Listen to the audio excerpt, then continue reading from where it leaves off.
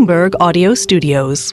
Podcasts, radio, news. Let's bring in Dan Morgan. He's Senior Portfolio Manager at Synovus Trust Company. They've got about $19 billion in assets under management. Dan, I know you are looking closely at your Bloomberg terminal in terms of the news from Netflix just in the last 9 minutes. What sticks out to you? Hi, Tim. Hi, Molly. Yeah, it looks like overall from earnings per share and revenue number, it looks pretty strong. I heard Scarlett mentioned earlier about the expectations coming into this quarter being so high and the stock trading way up. I believe it's up over 45% year to date. You know, Tim, I had a whisper number on new subs for the third quarter anywhere from 6 to 7 million. I know they beat the consensus. That's like the whisper number that Scarlett was talking about. Yeah, so they came in with 5.07. You mentioned the stock is trading down a little bit. I just think there wasn't a lot of room for error. Well, now it started trading down. Now it's higher by 3.5%. Okay, there we go. But go ahead. Anyway, Sorry. It looks like they came up a little bit short on that whisper number in terms of pay subs on the third quarter. Hey, okay. I know Molly has a ton of questions. I know you do. Can I just go? All about Love is Blind, but you can go first. I just want to know, what are you going to do? What's an investor going to do when they stop with this sub number in 2025? You know, you're right, Tim. It's going to be a tough sled because, you know, we really value Netflix based on these sub numbers. I hate to say this, but I think what's going to happen, and you already see this with Apple, you know, Apple will give us no longer, you know, different unit volumes on iPhones and iPads and so forth.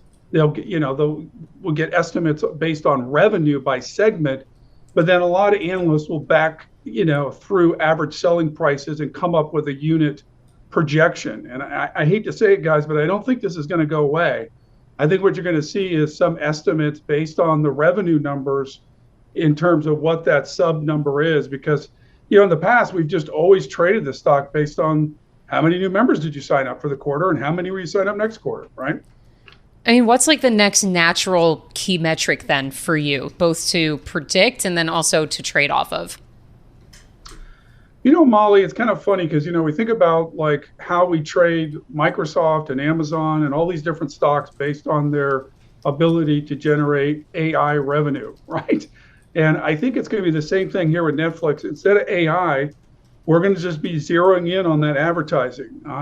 You know, if we think of what are the catalysts going forward for this company, you guys mentioned earlier about a potential price increase. That's in the mix. They also have that paid sharing, which we've talked about before, and migrating people over that.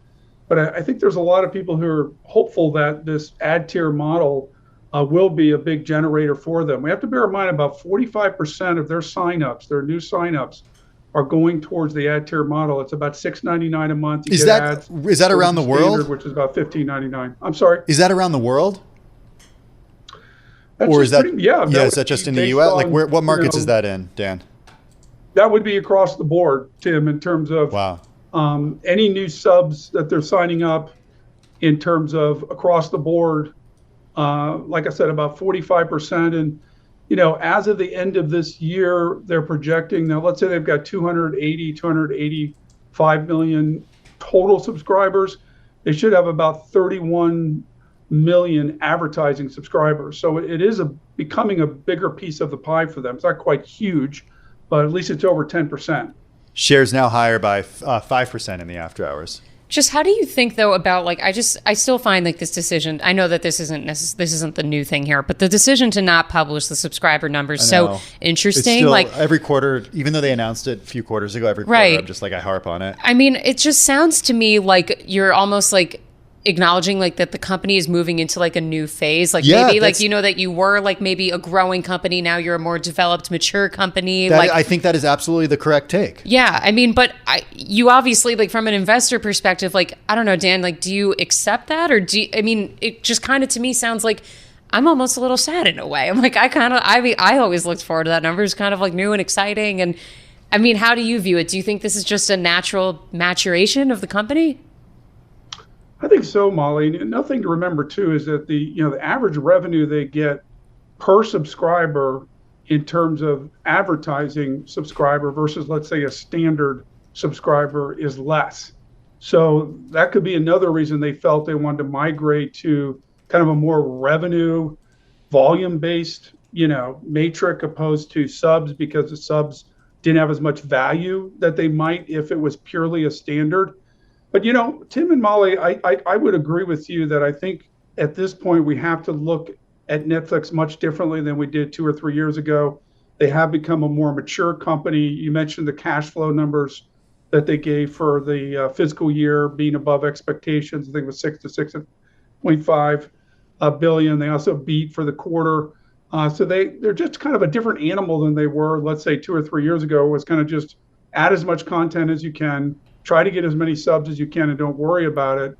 And now they've become more kind of a cash flow, story, more of a story of slower top line growth. I know Romain mentioned top line growth slowing down in subsequent years going forward. And I think the street's kind of accepted that. And, you look at the current multiple, you're looking at like 35, to 40 times earnings. This stock used to trade, close to over 100 times earnings. So the multiple has come down in line with the expectations in terms of growth. Well, let's stick on that multiple for a second, because we had a great story on the terminal earlier about this today, about just how expensive Netflix trades right now relative to earnings. I mean, if you're like somebody who's looking to get in on this stock right now that's up like 350% in the last 2 years, like, I don't know, is there a good entry point, or did you miss it? Yeah, so right now you're trading about 37 times 24 estimates, and you're about 30 times fiscal year 2025. So that's kind of where your multiples are right now based on earnings. You mentioned that the current multiple has moved up dramatically from where it was. Again, the stock is up 45, 50% for the year. And again, we're expecting growth to kind of slow down a little bit, right? And going into 25, at least top line growth. So, Molly and Tim, the stock is definitely a little stretched here in terms of, the recent run that it's had.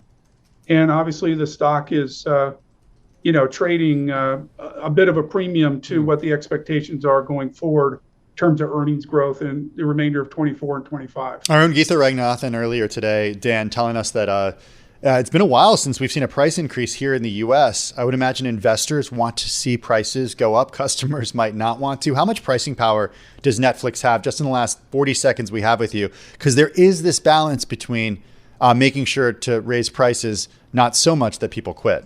You're right, Tim. We mentioned the ad tier, $6.99, standard, $15.99. They dropped the basic.